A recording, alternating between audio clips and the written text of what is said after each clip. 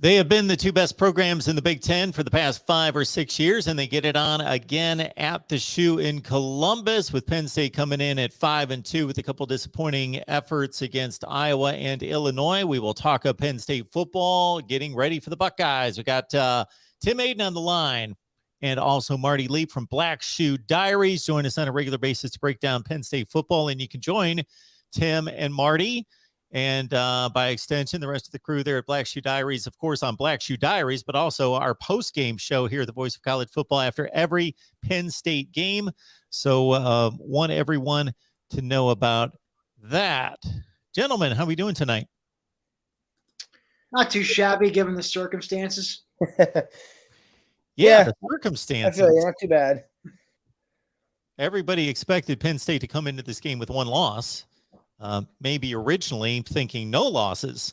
So the Iowa game was one thing, and now that's even further in the rearview mirror, but certainly would be a topic to discuss had not the team tripped up against Illinois. So now this Illinois performance becomes front and center and in preparation for the Buckeyes. So, hey, Tim, we'll start with you in regards to the Illinois game. I watched the whole thing, and obviously, Brett Bielema played Brett Bielema ball. I think he threw it 8 times and ran it 51, and they just, boom, slammed it ahead, and it worked, and they squeezed the clock, played better defense than they have most of the season. I think Sean Clifford's compromised. I think that's pretty obvious to see to a certain extent, and just your thoughts about was obviously a disappointing effort for a team that's a 23, 24-point favorite. Well, if you thought that was rough, imagine how I felt having to do the post-game show afterwards. That basically turned into a live therapy session between me and Jared Salina, our managing editor. You had to keep that in mind, Tim, when you signed up for the deal, that was possible. Yeah, true. I didn't think it was going to include a loss like that to Illinois in that type of fashion either. Like you said, just just big dumb Brett Bielema ball. Just literally, they lined up 7 people acting as offensive linemen and just ran right at Penn State and got a good chunk of yardage out of it. Even though they only got 10 points, to the credit of the bend but don't break defense. But it was just shocking to see them run all over this Penn State. And to be fair, I mean, it's not like other teams hadn't been able to run it on Penn State. I mean, I remember Wisconsin, Ches Malusi especially picked it. I think he ran over 100 yards. Tank Bigsby is another one that comes to mind the most. Why Auburn didn't continue feeding him the ball towards the end of the game baffles me, but, that's not here or there. But it was still shocking to see just Illinois able to just run on Penn. They were having the kind of success running on Penn State that I thought maybe Penn State could have had running on them, but it was the exact opposites. And of course, I think I read some people mention this, but if Illinois hadn't thrown the ball at all, they might have actually scored a bit more in regulation. Every time I step back to pass, it usually ended in a disaster hits for them. I think they threw, at least 1-2 interceptions. I haven't looked up the stats off the top of my head. I frankly don't really care to look back at that game at all. Yeah, what you got on this one, Marty? Yeah, I agree with pretty much everything Tim said. Had Illinois just not even tried to throw the ball at all in that game, they win it in regulation. They might win it easily, which is probably the most concerning thing. It's also concerning that, Penn State jumps out to that 10-0 lead, and it looks like, all right, they're going to come out, they're going to take care of business the way you expect. You can get a lead here, get Sean Clifford out of the game, let him rest, and none of that happened.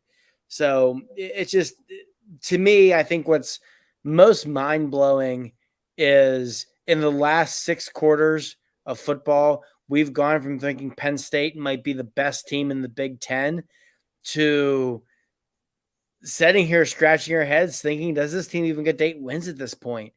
Whenever they were leading Iowa 17-3 in the latter half of the second quarter, you're thinking, man, this team they're good. They're real good. They can beat the Buckeyes. And now you're sitting there thinking, oh, crap, we got to go play Ohio State. Yeah, you're exactly right. Yeah, go ahead, Tim. Yeah, I echo your thoughts, Marty. Well, though I wouldn't, I don't know if I would say I was maybe as confident as you were about possibly beating Ohio State, but I figured at least during that, when they were up when they're up 17-3 in Iowa, that maybe they could go in there and really give them a game. And, like I said, last 6 quarters, we've gone from that to thinking like, gee, I hope maybe we can get a split between the Michigan schools, because like that would salvage something out of this, now lost season. But just more baffling to me is just, just how listless the team looked against Illinois. Like after that, you have 2 weeks. You had 2 weeks to prepare for this. You had a bye week, and this kind of it hits home on another theme. I saw like Penn State is 3-4 after a bye week under James Franklin, and especially even more concerning is after that first loss, they usually followed up right with a second loss, back-to-back losses. There's only been 2 years in the Franklin era where that hasn't happened. 2016 was one, 2019 was the other.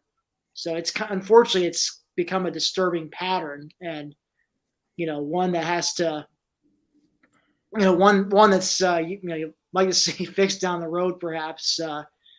But unfortunately, that is kind of like a black mark on Franklin at this point. Yeah, I mean those two things are extremely concerning.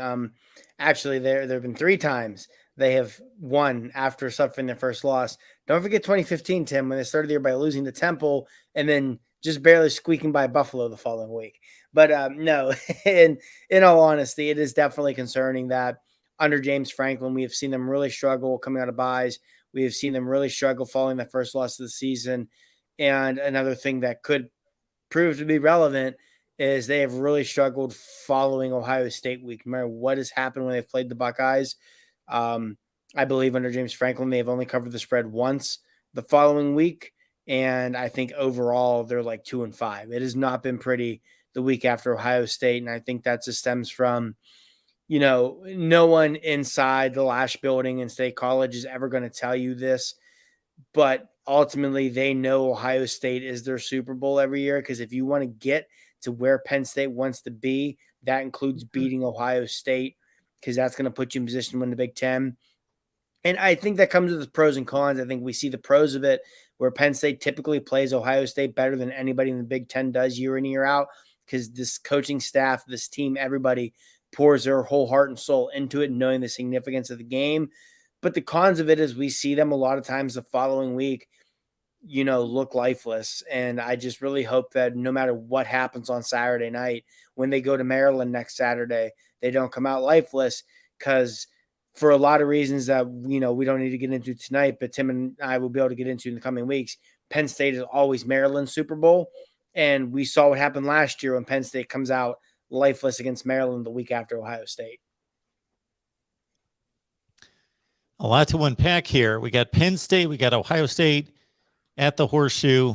Still a primetime game, still the nationally televised game by ABC, despite Penn State's issues last week against Illinois. And again, you could make all sorts of interpretations about what happened or what could have happened in Iowa City a few weeks earlier in a huge matchup against Iowa, where, of course, Sean Clifford left the field up 17-3, and Daquan Roberson was not up to the assignment to try to protect that lead, and it was difficult to watch.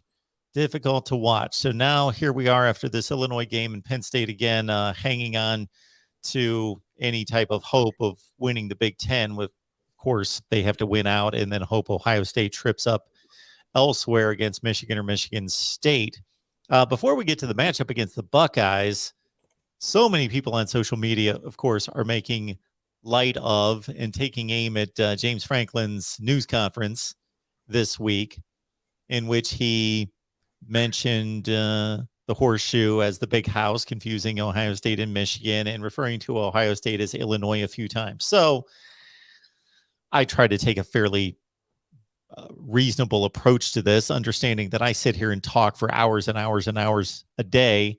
And do I ever state something, misspeak on something that where I clearly know what I'm talking about, but just happen to call Jim Harbaugh, or vice versa, or something like that. Yes, I do. Even when I clearly think, yeah, I know that individual or that situation like the back of my hand, but everyone misspeaks. He did do it like 3 times in the span of whatever, 10 or 15 minutes. So, of course, much was made of it, and there's always going to be more made of it than needs to be. But at the same time, with the coaching rumors swirling at USC and LSU, Tim, your thoughts about Franklin, where his mind could be, and of course, we get the reports that he's switched agents to Jimmy Sexton as well. So you add all that up together, and it provides a lot of fodder for Penn State critics. Right. I guess my first thought, I did watch that press conference live, and I mean, it just seemed like he seemed like a guy who hadn't really slept much since Saturday's game. So, I mean, I can understand him misspeaking like that a few times. I'm sure his mind is just wandering in a million places right now. Now, to clarify on the agent thing, Franklin did say at the press conference that the Jimmy Sexton hire actually happened over the summer. So initially I had read there was someone who said he hired him the week of the Iowa game, but Franklin was during the summer. So he's had Sexton probably since at least August is my guess. So, it's not like he made this change all of a sudden. So, and all this. So if the agent has been putting out his name for coaching rumors this whole time, it's been all Jimmy Sexton and not his previous agent, Trace Armstrong. I'll just clarify that. But I guess to address the coaching rumors, at this point, I guess I could see it going either way. There was a quote.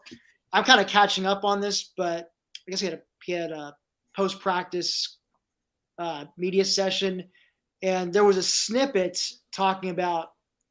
He says, he's fiercely loyal to the Penn State staff and players, but, quote, there's a lot of moving parts of all these things. Now, just that snippet alone makes you think, maybe he's got one foot out the door. But if you look at the full quote, which Greg Pickle from Penn Live shares on Twitter, you read the whole quote. It's not nearly, my thoughts changed a bit. It sounds like, and I know from just having read, posts from insiders on message board, people in the know that, there are some negotiations going on, and the university is ready to make another serious financial commitment to the football program for facilities, especially. That's in dire need of upgrading, but also assistant salaries, whatever else is necessary to, to get Penn State to that, elite tier that they've long been seeking to get to. And so, we'll see how this shakes out. Now, I did see another quote about, not quote, but article about Matt Rule maybe not quite being all in on the NFL with his Carolina Panthers job, and he may be seeking to get back into college. And so if Franklin does indeed, take the USC or LSU job, right now, gun to my head, I think Matt Rule would be the next head coach at Penn State. He's a former Nittany Lion player, and he's also from State College, or he just went to State College High School, fellow State High alum. His dad actually was a gym teacher there for many years, was my gym teacher, great guy, Denny Rule. And I think his dad grew up in State College as well. So, the family loves that area. That's a name. If again, I'm not saying Franklin's gone. I think it's going either way. But if Franklin does leave, then if I were a betting man, I think I would throw some money down on it being Matt Rule. Yeah, Tim, to build off your comment on his quote after practice tonight about being fiercely loyal to Penn State, like I said, if you read the full comment, he goes and talk about how he feels his actions the last 8 years have proven his commitment to the university, to the community. And, I was able to watch a replay of part of his post-game practice availability before we hopped on here. And it very much came off as a guy who doesn't want to leave Penn State, but wants to make sure he has that commitment that he needs from the university from a financial standpoint for a variety of things, like you said, facilities, assistant coaches, all of that. So to me, it really read as a guy trying to put public pressure on the university to get this deal done and get done what he needs. If he were happen to go, I do agree that I think Matt Rule would be the first call. If Rule would not take the job, I think Luke Fickell would be next. And I have a hard time seeing Luke Fickell say no. And if he would, it's probably Matt Campbell. So either way, Penn State's going to have plenty of options for good coaches if something were to happen with James Franklin. But, at this point, I really do. If I had to guess right now, I would guess that James Franklin is still here next fall. And I would assume that it would most likely be under a restructured contract where maybe he necessarily doesn't get the biggest raise in the world, but the university is committing a lot more money to his assistant coaches pool, to facility upgrades, things of that nature, where, I feel like people who don't follow Penn State closely probably don't realize how much Penn State truly lags in the arms race of college football, which when you consider that they're one of the true blue bloods of all of college football, one of the most historic, most successful programs of all time, and the success they've had in the last, 6-7 years under Franklin, you would expect them to have the best of the best, and they really don't. And a lot of it has come from struggling to get full buy-in from the athletic department, the administration, the BOT, things of that nature. But I do think that Franklin will be here. And I think if he's here, he gets what he wants from those people. So I do expect to see Penn State really put a big financial commitment into the football program this offseason. I would agree with you there, Marty. And from everything I've been reading, I'm sure you read. I think you also have, you have an insider subscription to Lions 24/7, so you probably see the same posts that I do about people in the know who are saying that the university is ready to make another serious financial commitment to football, and more than they've ever made before. I guess to say, I know maybe it was kind of just you misspeaking, but I do think the athletic department, I think Sandy Barber has, maybe I'm not the biggest fan of her, maybe from a fundraising standpoint, but I will say I think she's done a great job of anytime Franklin's requested for more money for whatever it is, for assistant, whatever, she's been willing to try to move heaven and earth to make it happen for him, because she realized that's a great thing she's got in James Franklin. And I'm sure that they're working behind the scenes to make something, whatever he's asking for. They're probably working.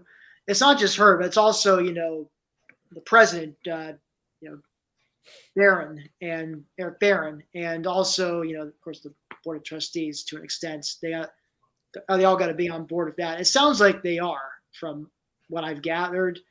We'll see for sure. But I think what's also given me some optimism in general, I guess this is, Franklin's status as coach notwithstanding, I think whether it's Franklin or whoever else in 2022, I think they're ready. They're going to make a serious. The reason I think they're going to make a serious commitment is I saw what they did with the basketball hire with Micah Shrewsbury. That's a guy that they had to show out give him a couple million to bring him on board, but also he demanded a big assistant salary pool and, most importantly, a big recruiting budget. So now they've actually got a separate recruiting department for basketball, similar to how football has like a recruiting department with a bunch of guys. The basketball program's starting to do that too now, and it's already paying dividends for the hoops program already. So that's something that was kind of eye-opening to me as a lifelong Penn State hoops fan. I mean, they've been notoriously cheap, the athletic, as long as I've been alive with the hoops program. So that was eye-opening to me. And I think they're going to make a commitment like that to the second biggest moneymaker in the athletic department. Then I see no reason why they won't do the same for their big cash cow.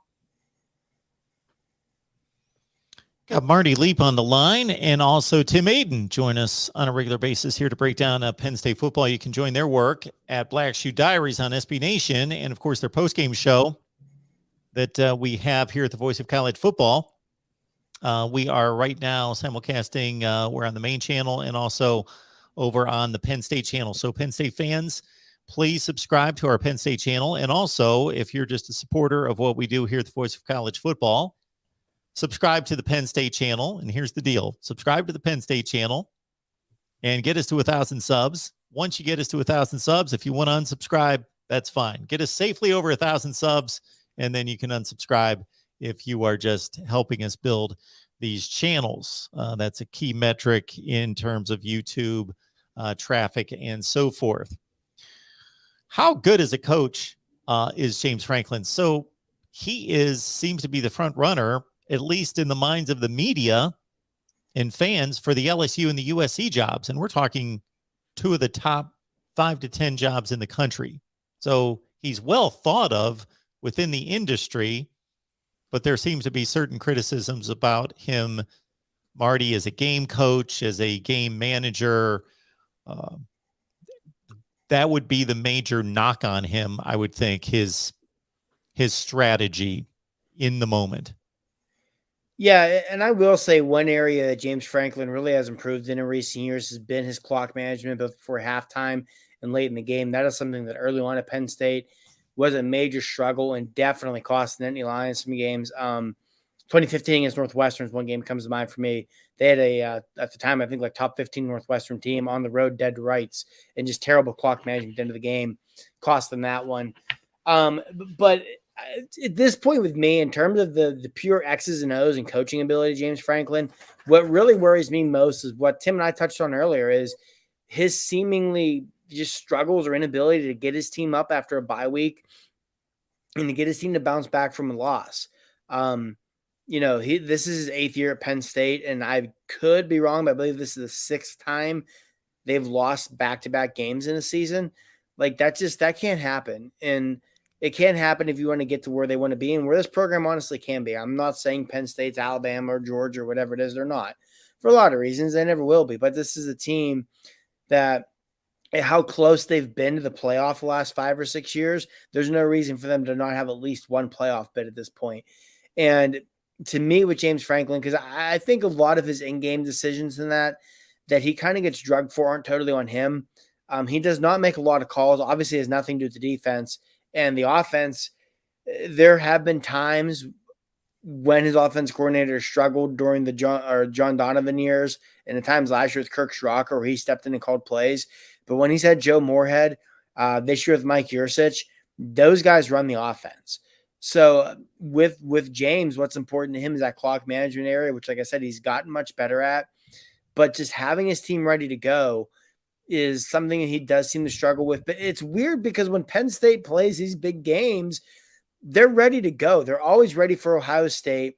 They have, I don't think they've ever struggled at all. They haven't won every bowl game under James Franklin, but they've never come out flat. They've always been competitive, and you look at some other big regular season games like Iowa this year, they were dragging Iowa's defense up and down the field before Clifford got hurt. A couple of whiteouts against Michigan where they just blasted the Wolverines.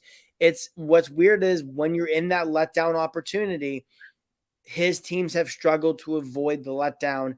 And to me, that's the one area that, as a fan of a team James Franklin coaches, I worry about most. And the one area that I think James Franklin as a coach still has the most room for growth and improvement. Yeah, I'd be inclined to, agree in general. I think he's definitely improved on the clock management part. We've all noticed that. Although one thing that still seems to be a problem is being able to close out,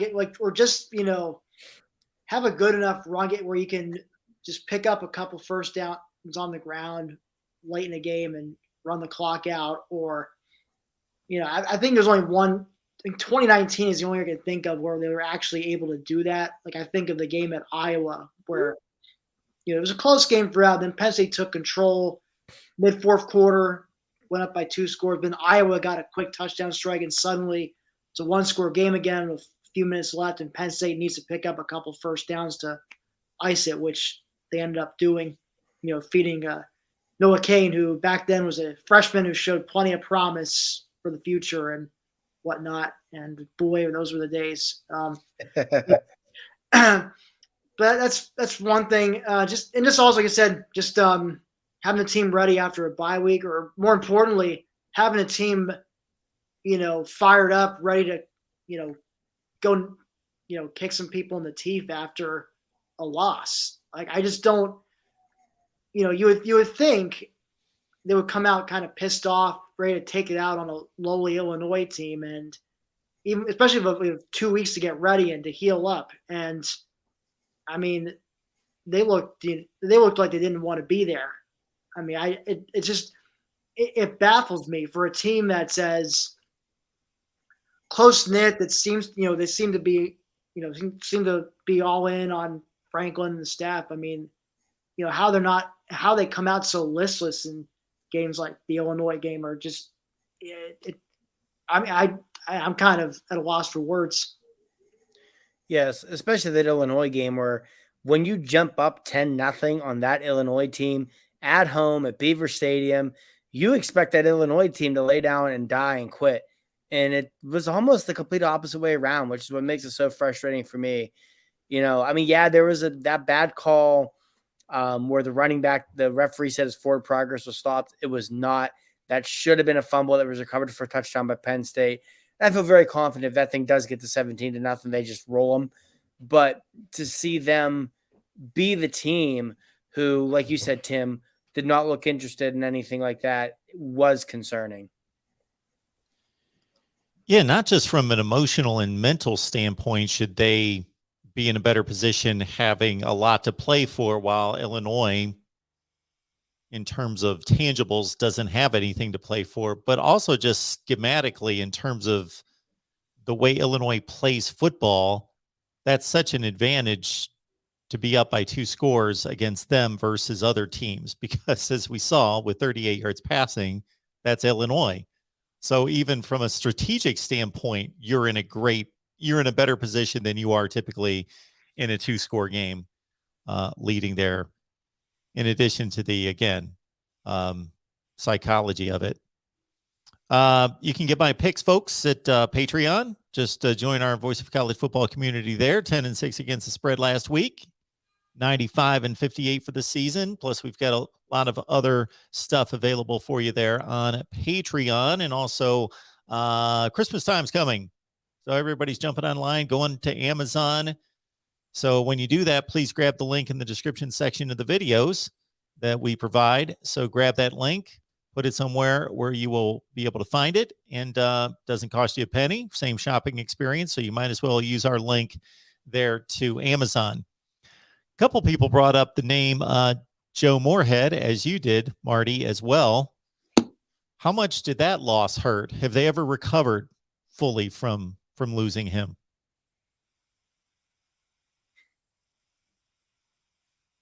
You're muted, Marty. Oh, yeah. Sorry about that. To me, it's not so much not recovering from the loss of Joe Moorhead as much as it was the Ricky Ronnie hire just didn't work out. And at the time, I personally did not mind the Ricky Ronnie hire. I totally understood it. They were grooming him to replace Moorhead. And, you can't, to me, I also don't like to say he has, I saw someone in the comments say he has one without Moorhead. That just isn't true. In 2018, they went 9-3, and that was a year where Trace McSorley played half the season on one leg and with a bum shoulder. If Trace isn't banged, and Tommy Stevens was hurt too, so their backup was a redshirt freshman, Sean Clifford. So, if the quarterbacks are healthy, they probably win another game. They come out in 2019 without Joe Moorhead, go 11-2 and win the Cotton Bowl. So, I don't think it's a lack of Joe Moorhead. And honestly, I'm not saying he is or isn't, but I think there's an argument to be made that Mike Yurcich is a better offense coordinator than Joe Moorhead anyway. But yeah, I don't think it's fair to say that James Franklin can't win without Joe Moorhead.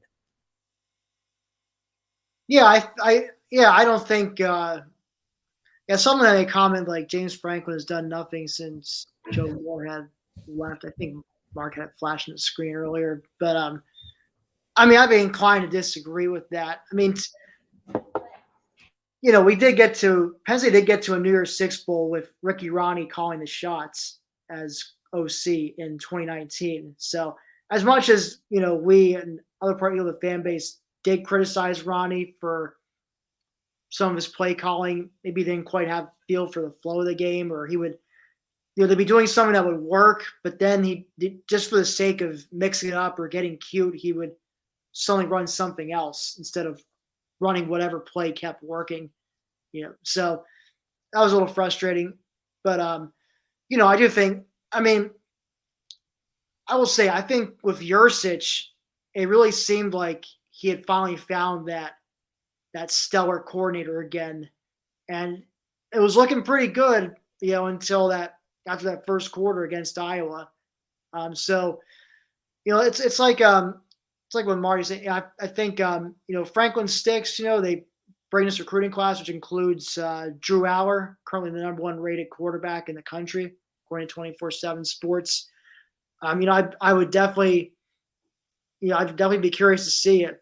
If that's a guy who Yurcich or maybe if it's someone else, I don't know. Yurcich could, if he follows a Moorhead trajectory, maybe after 2 years he gets a head coaching off. But whoever, whether it's Yurcich or someone else they bring in, which I'm sure could be someone you pay top dollar for, like Yurcich, whoever the hot OC is after him, maybe they could. They could really work with a stud like Aller, and that's the thing. That's I feel like an elite quarterback, if Aller lives up to the hype, I mean, I'll say that I think an elite quarterback can mask a lot of your deficiencies, whether it's coaching or other personnel on the field. I mean, I like to think of the example of Clemson. They had Deshaun Watson. I think that's essentially what finally got them over the hump, what got them into the playoff, what ultimately got them their first national championship in the modern era. And then, of course, they followed it up a couple years later with Trevor Lawrence winning them a Natty his true freshman year. And, they got back to the playoffs a few more times under him. So I really do think, having an elite quarterback could really be what the doctor ordered. Yeah, that's a comparison I've made a few times, that Drew Aller could be to Penn State what Deshaun Watson was to Clemson.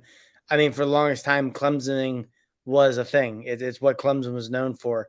And to an extent, I feel like Penn State's kind of known for their version of Penn Stating. Yeah, and it's just amazing how much that elite quarterback can hide some of those warts on your roster. And all it takes is getting one of those guys to develop and pan out and be successful and be a high pick in the NFL draft for you to keep them coming in recruiting. So, I mean, I'm not at all going to sit here and say Drew Aller turns into Deshaun Watson.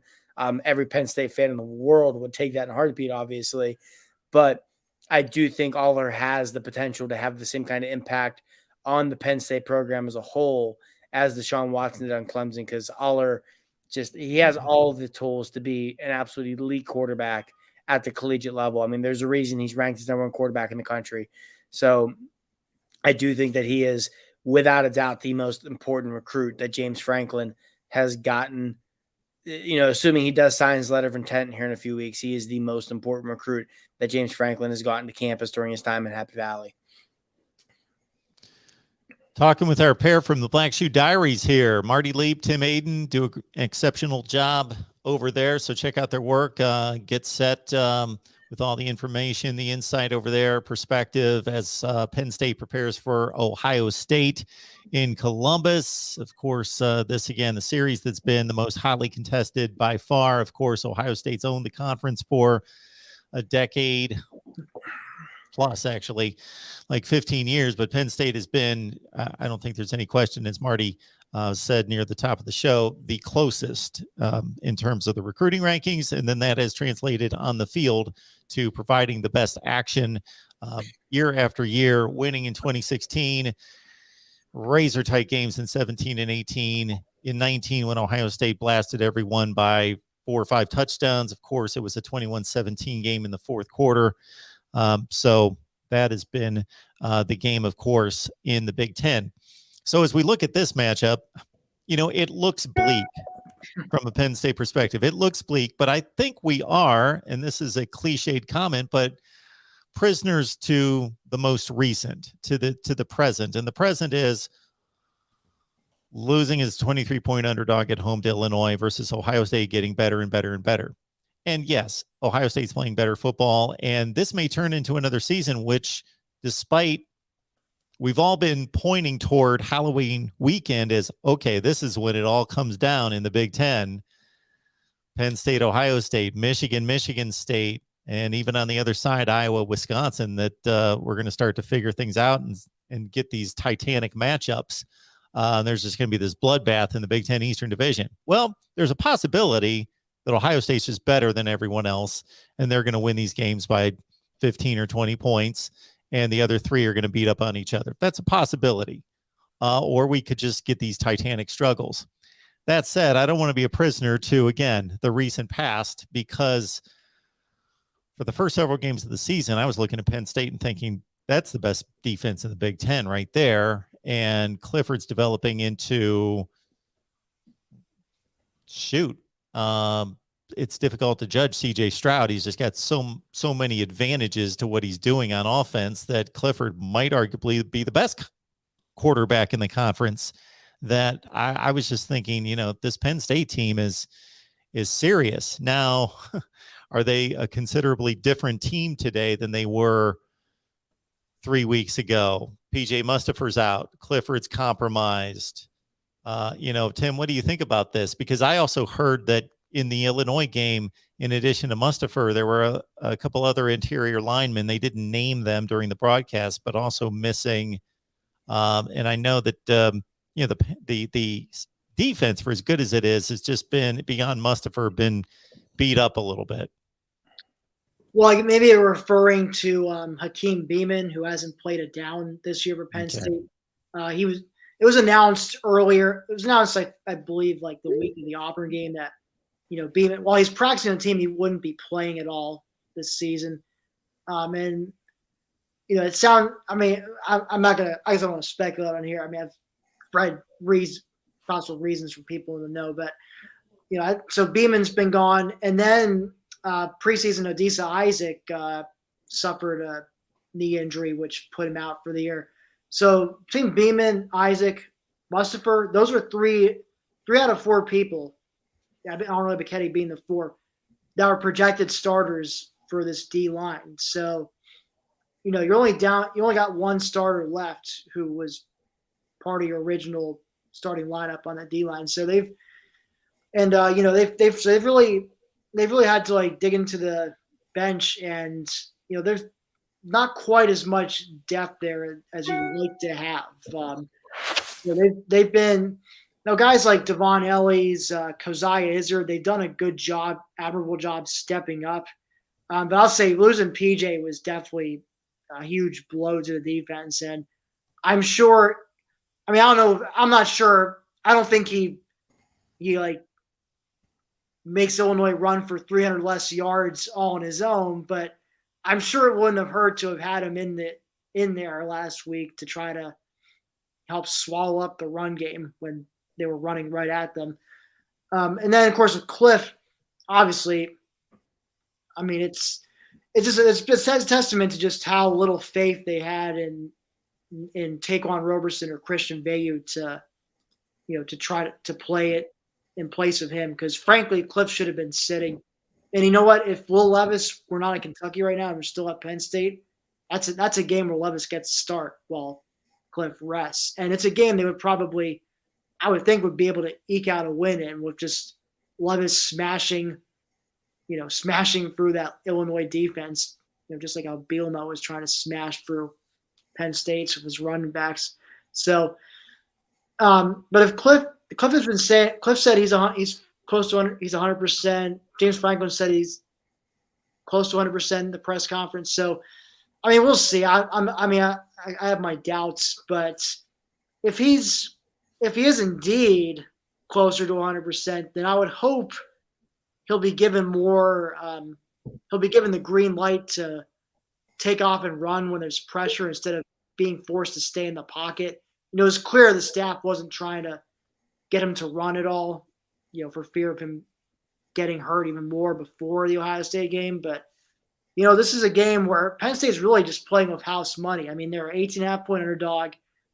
Just about everyone thinks they're going to get massacred Saturday night. I feel like if he's truly 100%, you let him just try to be the Cliff that we had for the first 5.5 games this season. If he can be like that, I do think Ohio State's secondary is still ripe enough for the picking with a potent enough passing attack. And if Cliff is healthy enough, I feel like he would be able to do some damage there. Now, Ohio State has so much firepower offensively. Trevion Henderson, who's probably going to pick up 200 yards, if I were a betting man, against this defense. And of course, like C.J. Stroud, he's got Chris Olave and Garrett Wilson to chuck the ball to. I'm sure they'll hook up a handful of times when necessary. So, they'll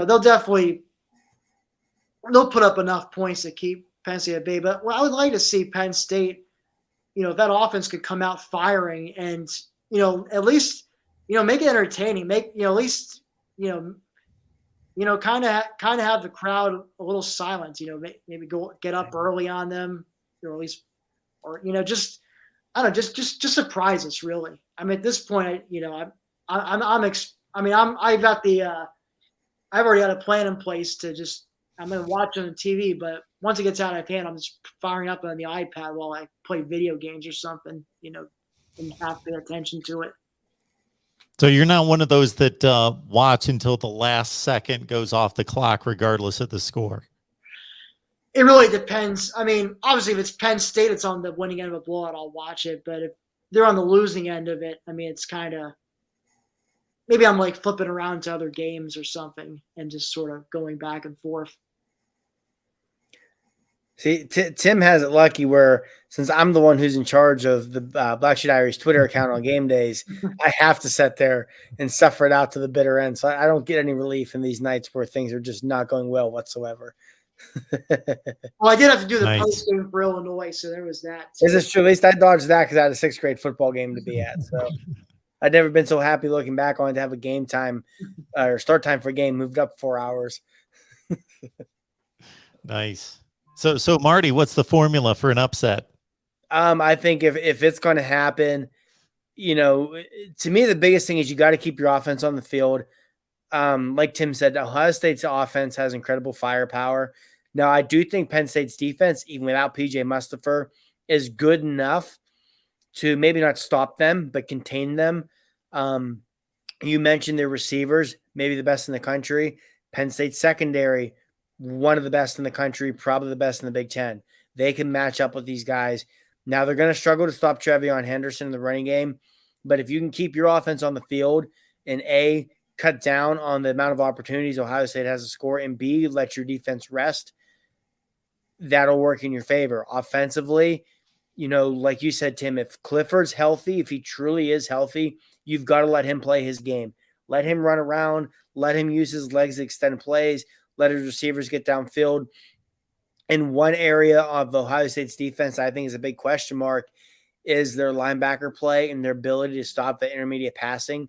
Drag routes to Jahan Dotson, to Parker Washington, getting Keandre Lambert-Smith out in space.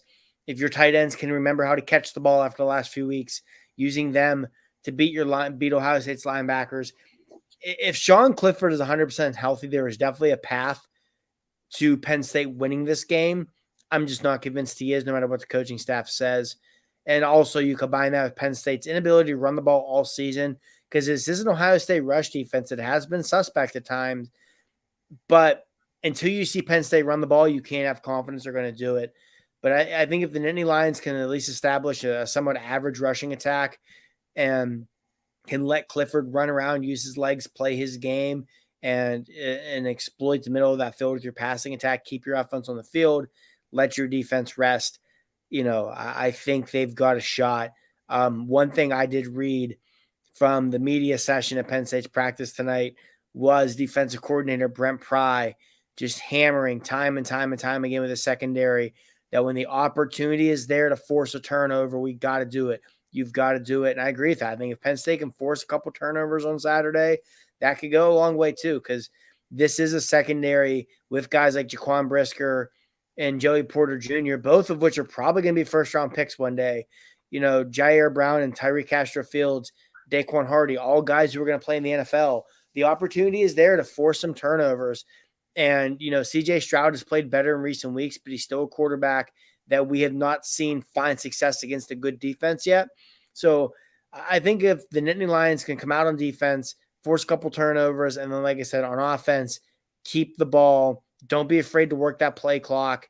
Let your defense rest. Keep Ohio State's offense off the field. If Clifford is truly 100%, there is a pathway. There is a scenario where Penn State wins this game. I'm just not confident. He didn't even look 50% last Saturday. I just can't see how he improves that much in a week, especially when he took some pretty nasty shots last week too. So I just don't see how he improves that much health-wise in 1 week. Appreciate everybody being here at the Voice of College Football, and can't necessarily stack my new site here, voiceofcollegefootball.com, up against Black Shoe Diaries by any stretch, but we did pick up our first writer the other day. So we got our first article posted. So if anyone wants to write for us, if you want to write for Penn State, you certainly contact Tim and Marty, and they may have a spot for you. But if you just want to write about college football, anything of your interest within college football, of course, hit me up at voiceofcollegefootball.com. Just go to the top of the page. It says write for us, and fill that out, and you'll be in contact with me, and we'll take it from there. And we left this behind in the James Franklin discussion about his coaching strengths and weaknesses. I just can't imagine that after the second overtime, you have to start going for two in the third overtime. So from the third through the ninth overtimes, that's 7 overtimes, correct? They scored 1 2-point conversion, right? Out of 7. Yeah. That you can't. Yeah. Because they scored 18. They had 16 going to overtime. 7 tries, 1 conversion from the 2.5-yard line that you can't dial up a play that's going to, if you don't have the brute force to get it done, to just drive it ahead, which of course the offensive line's not been up to standard, that you can't dial up a play to make it happen.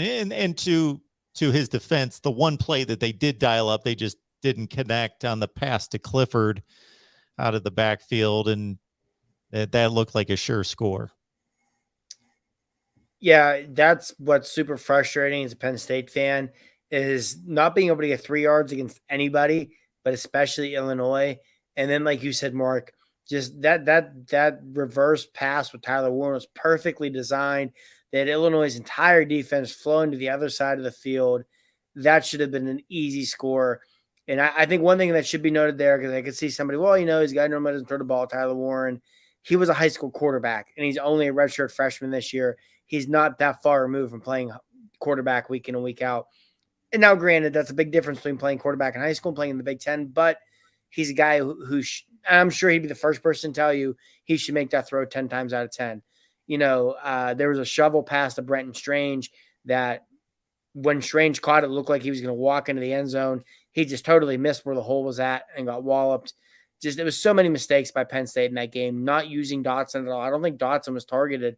After the first overtime, they tried to run a fade route to Dotson. After that, I don't think he was targeted again on the 2-point conversion tries. So just a lot of frustration as a Penn State fan coming out of that one. But yeah, it's you don't want to keep dwelling on a game, but I said it after the game, and Tim, I know you agree with me. That was honestly one of the worst losses in program history. To me, that's the worst loss since they lost to Toledo at Beaver Stadium in 2000. So it's tough not to be stuck dwelling on a game like that.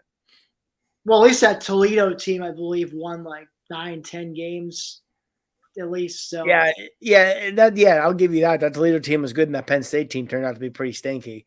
But because I saw a lot of people mention the 6-4 Iowa game, and that's one thing I said was, yeah, that game was an abomination to football.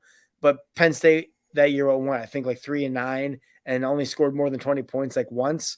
So again, that was a very, very bad Penn State offense. You didn't expect that from this team. You didn't expect that from a team that going into halftime against Iowa, you're still looking at them as a team that could very easily win the Big Ten. So just all of that. But I'll say, having attended 6-4 as I was a student, I mean, that was the most painful game I ever witnessed. I mean, that Illinois loss is right out there. Don't get me wrong, but I don't know. 6-4 is. I mean, when when the opposing team takes a safety because they know your offense is so terrible and your special team is so terrible, they won't be able to score again. I mean, it doesn't get any worse than that. At least Penn State did find the end zone once in regulation and another time in the overtime period against Illinois. And I'll also say, I think I would say 99 Minnesota might have been even more gut wrenching in a way. I mean, here, like Penn State, I mean, at least I don't want to make, look, I mean, I'm not making excuses because really there was no excuse to lose that, but Cliff was hobbled clearly.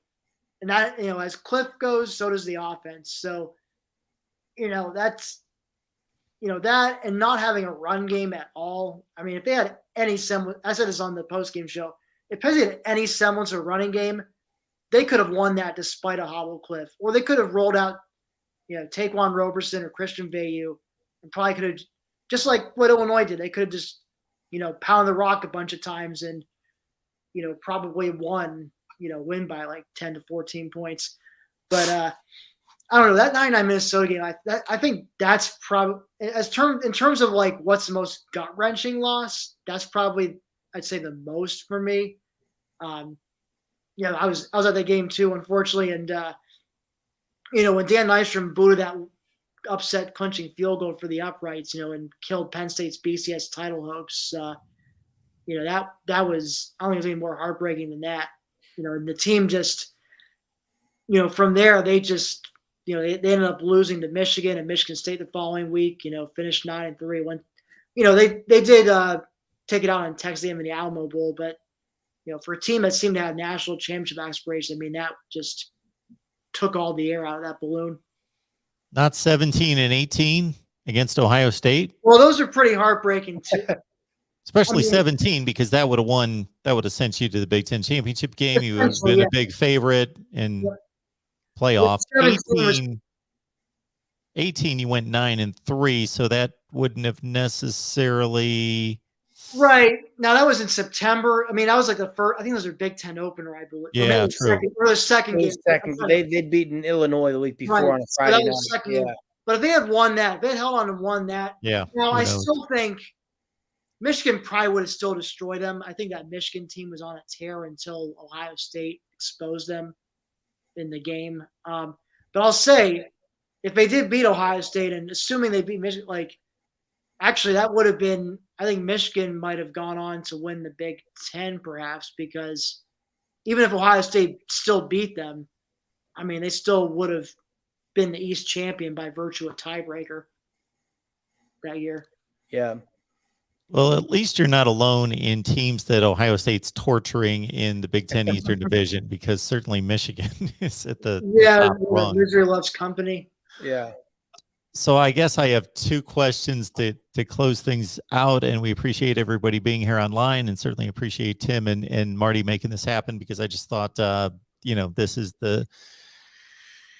a game that we wanted to certainly highlight, and from the Penn State side, because there was a comment in the live chat about the running game being dismal. We went into the 2020 season, and all three of us had multiple conversations about how good this running back room was. Unfortunately, Journey Brown's career was derailed coming off that remarkable Cotton Bowl game. Noah Cain, Devin Ford were top 5 recruits coming out of high school. Devin Ford was lost early in that season. Kevon Lee has turned into a capable back. So is the running back room just been decimated by all those factors? Is it still nearly a top-notch room? Is it not showing what it can do because of the offensive line, which of course is the best friend of a running game? I personally think it's a combination of factors. To one, Noah Cain all season has not looked totally healthy and looks like a back who's lacking confidence, which after the last 2 seasons, you can see where that would come from. He said both seasons ended with injury. Well, I guess 2019, technically, he wasn't ended because he did play in the Cotton Bowl and had a good game, but missed the last 5 or 6 games during the season. And Kevon Lee's been banged up. They brought in John Lovett as a transfer from Baylor, who when Lovett has played has looked really good. Probably has been their best running back, but he's been hurt a whole bunch. And then you take those injuries and you throw in the struggles of the offensive line. There have been games this year where the backs have looked healthy and there hasn't been blocking. And then honestly, there have been times the offensive line's done okay, and there have been lanes to run and the running backs haven't seen them. And well, yes, you got to pin that on the running backs. You got to have better vision. Whenever you get used to getting stuffed, you have yard in the backfield every carry, it's going to make it more difficult to keep your eyes downfield and try and find those running lanes when they are there. So I think the struggles of the running game really has been a combination of factors between running backs who have been banged up, the offensive line struggling, running backs not seeing running lanes, just a calamity of affairs for the Penn State rushing attack. Anything else on that, Tim? I mean, Marty hit on it. Just it's a combination of like Kane not living up to the hype, and to be fair, he's clearly banged up. He used to be a guy who could break a couple tackles. His freshman year, like break a couple tackles and still fall forward, pick up some yardage. But now it's like he goes down on first contact. He doesn't have that shiftiness he used to have. He's never been a speedster. I mean, that's not his thing. But he had that smooth running and ability to fall forward and still not go down on first contact. And that's something Kevon Lee is still decent at, I think. But that's the thing too. Kevon really seemed to emerge in the second half of last season as what Noah Cain was expected to be, and then I read this offseason that he got his 40 time down by a full tenth of a second. You're thinking like, okay, well, power and some speed now. Like this, it could be a lethal combination, but unfortunately, he's just been rather pedestrian himself. And John Lovett. I don't think it's helped by, again, lack of blocking, but you just feel like you're kind of waiting for him to just break one to the house. He's got the wheels. You just feel like if he gets an opening, he hasn't had that opening yet. If he gets an opening, he's going to break one. I guess I'm still holding out hope he's going to break one. Maybe it'll happen against like Rutgers, down the stretch. I don't know. Kind of like when Lamont Wade returned a kickoff 100 yards for a touchdown against Illinois, in that week before Christmas game. So it took him to literally the final game of his career to finally make a play. Yeah, so maybe top 100 recruit, love it to take one to the house. So, and then Keziah Holmes, I was hoping maybe he could find a way to carve out some time for himself. Maybe not just in the run, but on special teams. And unfortunately, it's nowhere to be seen. Devin Ford's obviously been the special teams guy and done some things, but yeah, it's been very disappointing. I'd say, frankly, even more disappointing than the offensive line, because by now we know better than to have to put any real faith in the offensive line being good. It's just don't be terrible at this point. This is the expectation. Now we'll see. Maybe next year, this class holds. Assuming Franklin stays. You do have Nick Singleton coming in, number one running back in the country, so maybe that'll help. I don't know. That's a discussion for another day. And Tim, I'll latch on to that comment about if Franklin stays, to finish us off with this. And I admittedly am asking the type question that I hate people asking me, but I do what I do and I'm here. So of course I'm going to be asked this question. So I can't be mad about it. But when people ask questions like, who's going to win the Heisman Trophy? And my response is, you want me to predict what other people are going to vote? Or if they ask me, is so-and-so going to leave such and such school? And I say, I don't know what that individual's priorities are in terms of how much money they want to make, what kind of program they want to go, so it's all speculation. But I will ask, is James Franklin staying at Penn State? Well, knowing fully that you don't know, you really don't know, you guys are just taking a stab at it. I mean, yeah, my answer is going to be, I really don't know. I guess earlier this week, I had a feeling he was likely gone, but I don't know, reading his comment and reading the full context of his comment about how he's, been fiercely loyal to Penn State for the last years and how the moving parts and all, but I read that full quote and the context of it, I get the idea, and I think Marty hit on it earlier in the show. He wants to be a Penn. It's just a matter of he wants to, but he's also got to make sure that the university is giving him, everything he feels is necessary, to get Penn State over the hump, to go from good to elite, as he infamously said a few years ago.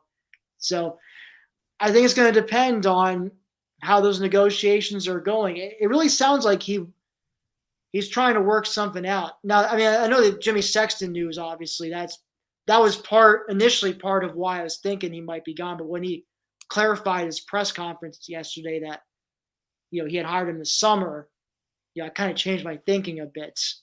So, I mean, I guess if I had to put a percent, I'm saying, I guess I would put it maybe right now. I guess this is a concern. I'm going to say maybe 60-40. Franklin's a coach in 2022. This might be a better question. Do you guys care?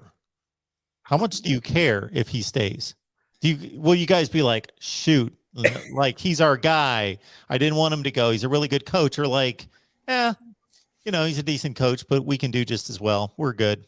And it seemed like from your earlier statement, Marty, that you feel like there's enough really good coaching candidates out there that Penn State's going to be right in the running for one of those guys. And you're good with that. Yeah. I mean, my thing is, I've said this a bunch to people. I don't necessarily think Penn State can do better than James Franklin, but I think you can say that about a lot of programs in the country because I think James Franklin is a good coach. But you also have to wonder, have they peaked? Have they reached that ceiling under James Franklin? And you throw in your guys like Rule, Fickle, Campbell, who have all proven to be very good coaches at lesser programs with much less, just at their arsenal than they would have at Penn State. And you've got to feel confident Penn State will land a good coach. Now, that said, if James Franklin is going to leave, the biggest reason I would not want it to be this offseason is another guy we talked about, and Drew Allar. Like we said, that elite quarterback can cover up a lot of things on your team. I personally, from what I've gathered, it seems Allar is more committed to Mike Yurcich per se than maybe James Franklin. So let's say maybe James goes, they bring in like a guy like Luke Fickell, who's defensive first, and maybe he keeps Yurcich as offense coordinator. Allar most likely sticks around, but that's not a risk I want to take. I have no doubts that if James Franklin leaves, Penn State would get a good coach. Would that coach be better than James Franklin? Probably not. But again, I don't think there's very many coaches you can say that about. But Urban Meyer ain't walking through that door. Yeah, exactly. Saban ain't leaving Alabama. But yeah, my biggest thing is I just would hate to lose Drew Allar. And that's my big thing with not wanting James Franklin to leave right this very second. And again, like I said, I think he's a good coach, and I'm more than willing to take my chances of Franklin being here with Allar as quarterback and see where it goes. Yeah, I'm with Marty. I mean, I want Franklin to stick around, if anything, just for this incoming class. Not just, Drew Allar, but also, I mentioned briefly, some of running backs, Nick Singleton, number one running back in the country, according to 24/7 Sports. Denied Dennis Sutton, elite edge rusher, blue chip recruits out of McDonough High School in Baltimore, home. PJ Mustafer, Curtis Jacobs, current Nittany Lions that were tearing. Devon Ellies, yes, who's stepped in nicely, with PJ's absence. So I would want I want to stick around. I want to see. I feel like if he sticks around, I think the next 2 or 3 years are going to be the moment of truth. He'll have that elite quarterback in now, got some other nice pieces coming in, and hopefully 23 class could be similarly good. We'll see. It's early, but I think if he sticks around, I think these next 2 or 3 years, we're going to find out for sure whether or not Penn State can get over the hump with James Franklin. And so, by the way, either they will or they won't. And then, Franklin will probably move on to something else. So will Penn State. So that's how I see it right now. Now, that being said, okay, let's say he does go on. You know, like Marty said, I don't think there's anyone out there who's clearly an upgrade over Franklin, but I do think there's a couple of guys that could be, you know, similarly as good. I think Matt Rule's one of them. I think Luke Fickell's another, possibly Matt Campbell. And, you know, again, I think my money, like I said, my money would be on Rule being the next guy if Franklin does leave. But being said, I do think between Rule, Fickell, Campbell, I think one of those three would end up being the next guy at Penn State. And they could, at the very least, they could have similar success to Franklin, you know, getting to, you know, New Year's Six bowls more often than not. Don't know how recruiting would go, but maybe player development could see a bit of an improvement. Maybe O-line could be a little better. Who knows? I guess what I'm saying, I won't be necessarily apocalyptic if Franklin leaves, but I hate to see this 22 class he's bringing in, you know, just come apart. Guys, it's been great. Thanks so much for being here. Tim Aiden, Black Shoe Diaries, Marty Leap, Black Shoe Diaries. So catch them over there, SB Nation, and all the work that they do. And they do the post game here at the Voice of College Football for Penn State. Track that on the Big Ten channel, Voice of College Football, and the Penn State channel as well this weekend against Ohio State. Guys, it's been awesome. Thanks so much for doing this. Hey, Absolutely. Anytime.